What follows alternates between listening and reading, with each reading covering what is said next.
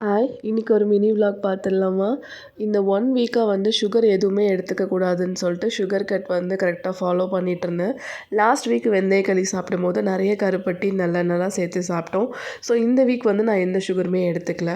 But வந்து jeera powder வந்து beetroot ஜூஸோட அந்த ராவா மிக்ஸ் பண்ணும்போது கொஞ்சமா அ துவக்கிற மாரியே ஒரு ஃபீலிங் இருந்துட்டே இருந்துச்சு. ஸோ ஒரு ஸ்பூன் ஹனி மட்டும் எடுத்துக்கிட்டேன்.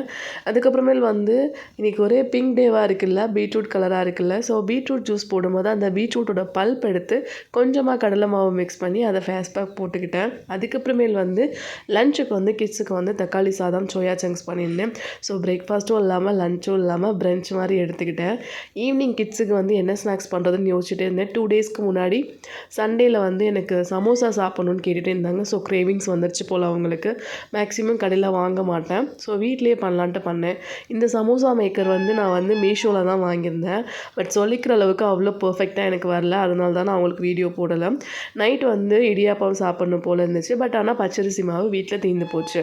ஸோ என்ன பண்ணலான்னு யோசிக்கும்போது ராகி மாவு வந்து ஹெல்த்தி தான். ஸோ அதிலே கூட ப்ரிப்பேர் பண்ணலான்னு சொல்லிட்டு ராகி மாவில் தான் இடியாப்பம் பண்ணேன். சும்மா சொல்லக்கூடாது, டேஸ்ட் சூப்பராக இருந்தது.